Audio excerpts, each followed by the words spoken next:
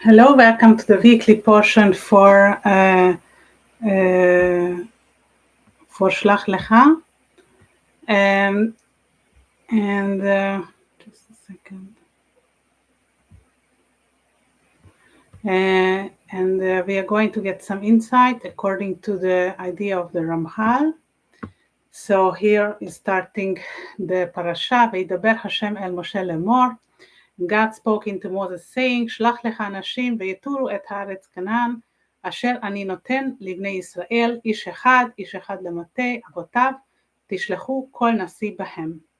Send 2 men that they may spy out the land of Canaan, which I gave into the children of Israel, of every tribe of their fathers shall ye send a man, everyone a prince among them. So here we ended the previous parasha with Miriam's short circuit, which was Lashon Hara. So many similarities can be observed between Miriam and Eve. Both committed the sin of Lashon Hara, the negative, the evil speech, which hindered in the rapid development of humanity and delay the coming of eternal times.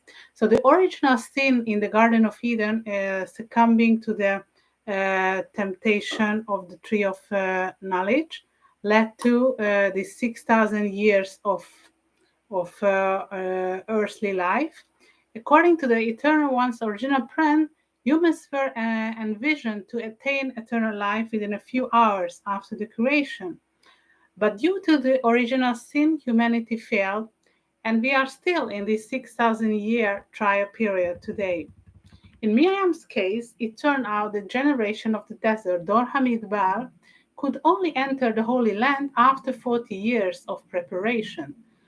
So these 40 years represent 4 times 10 years, where 10 in Hebrew, it is coming out of the letter Yud, and that is 10, the value of 10, and it is signing about perfection, symbolizing these 4 levels, perfected of each. So during these years, the perfected correction of the levels of impurity took place. So when Israel asked Moses to send spies to the Holy Land to determine if it was habitable, Moses complied with their request, although he himself did not deem to necessary, since the Creator had previously promised him the land, as we know. The Eternal One had promised Moses that would give the Holy Land to his people, so he knew it. So, וישלח אותם משה מדבר פרן על פי השם, כולם אנשים ראשי בני ישראל המה. Moses sent them from the wilderness of Paran according to the commandments of the God, all of them men who were heads of the children of Israel.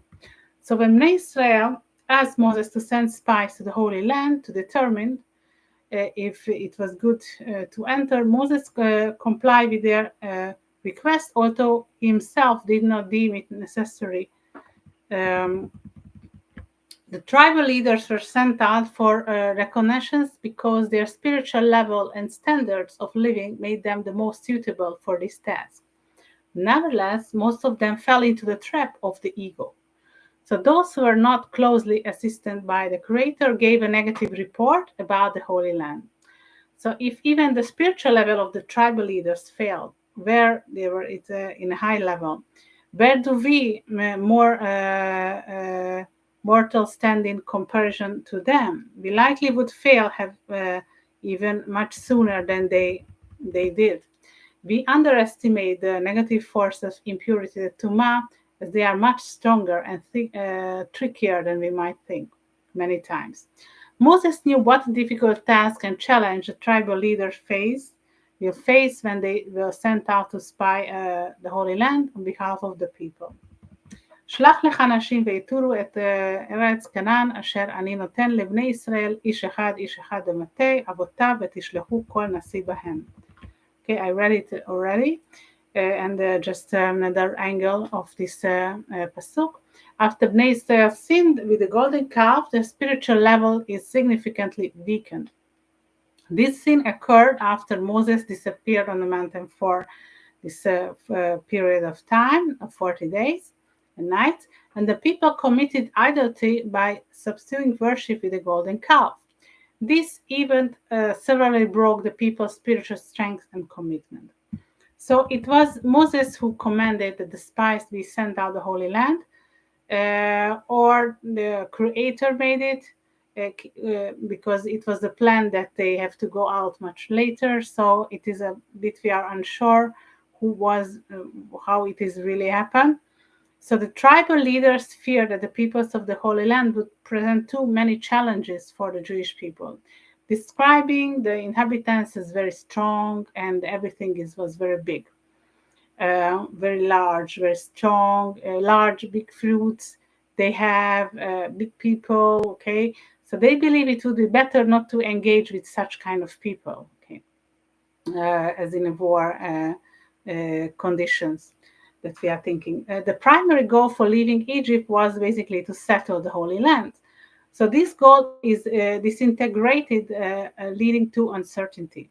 So the desert generation could not enter the Holy Land. It's a complete change of mindset was necessary for the people to enter.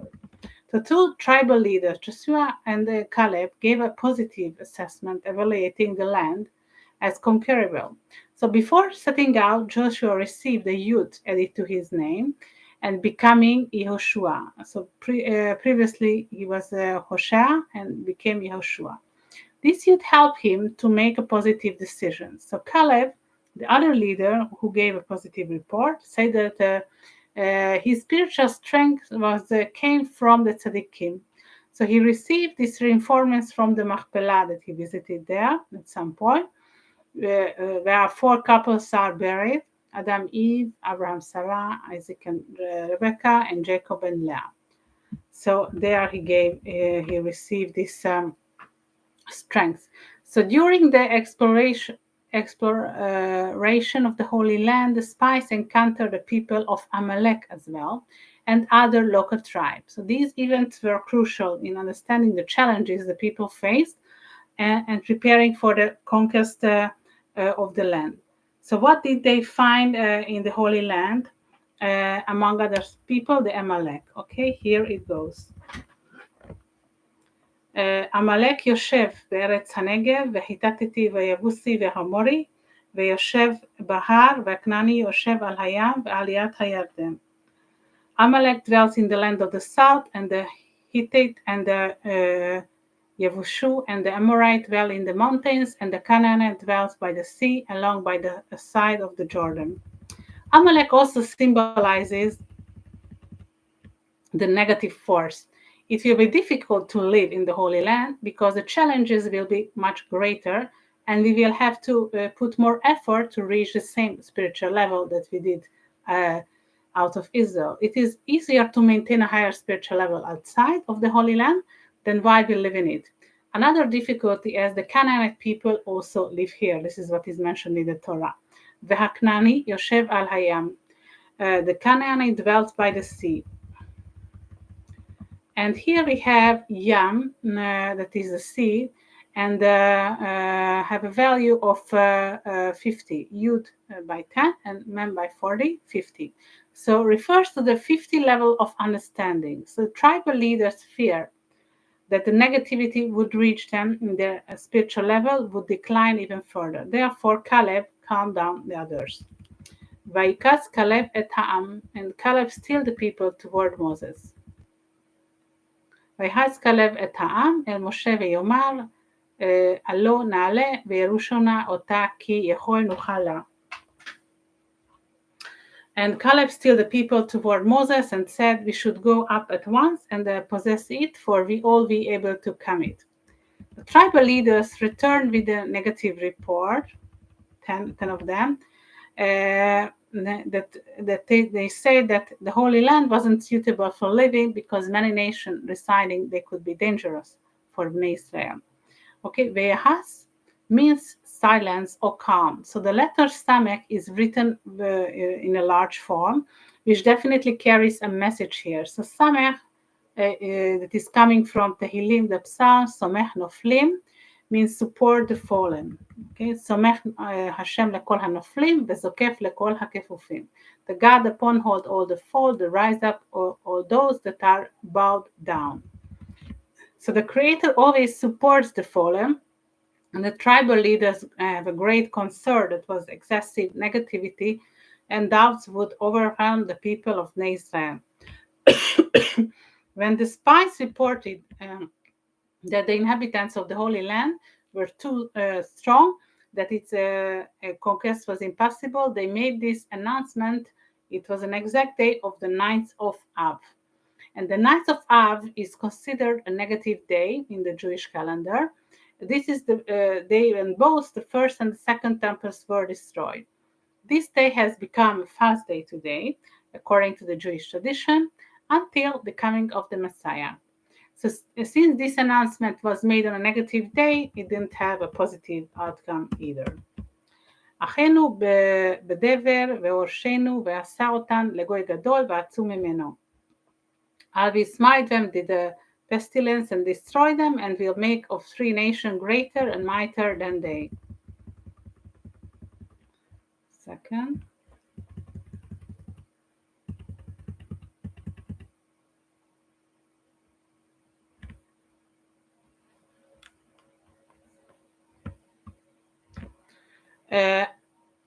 The Creator informs Moses that after hearing the spies' report, he will destroy definitely the Jewish people. So Moses pleads for forgiveness on behalf of the people, and as a result, the Creator shows mercy and spares Israel. השם ערך אפיים ורב חסד נושא עוון ופשע ונקה, ולא ינקה פוקד עוון אבות על בנים על שלושם שלשים ועל רביעים. The God is slow to anger and plenteous in loving kindness, forgiving iniquity and transgression, and that will by no means clear the guilty, visiting the inquiry of the fathers upon the children, upon the third and upon the fourth generation. Okay, so this is a prayer in which Moses pleads for the Creator for mercy. The people were not yet ready to stand their ground in the Holy Land, meaning they would not have been able to meet the challenges over there. So therefore the Creator didn't allow them to enter for 40 years. So if you are not able to carry these challenges, you don't have it. סלח נא לעוון העם הזה כגודל חסדך, כאשר ניסתך לעם הזה ממצרים ועד הנך. Pardon, I pray thee, the inquiry of the people, according into the greatness of the loving kindness, and according as to the forgiven these people from Egypt even until now. So the Creator does not immediately punish. What we perceive as a punishment is also a form of mercy. Indeed, to serve is a purpose of teaching us something that we have not yet learned. It is a process of learning that we must undergo, so that is why it is happening. ויאמר השם סלחתי כדבריך. And God said, I pardon according to thy word. The Creator forgave the Jewish people, however, grant them the dream entering into the Holy Land was delayed by 40 years. So the consequence was neither Moses nor the entire generation, Dora Midbar, could enter the desired Holy Land, and that delayed the arrival by 40 years. So that was about this parasha, and see you with the next one. Thank you. Bye-bye.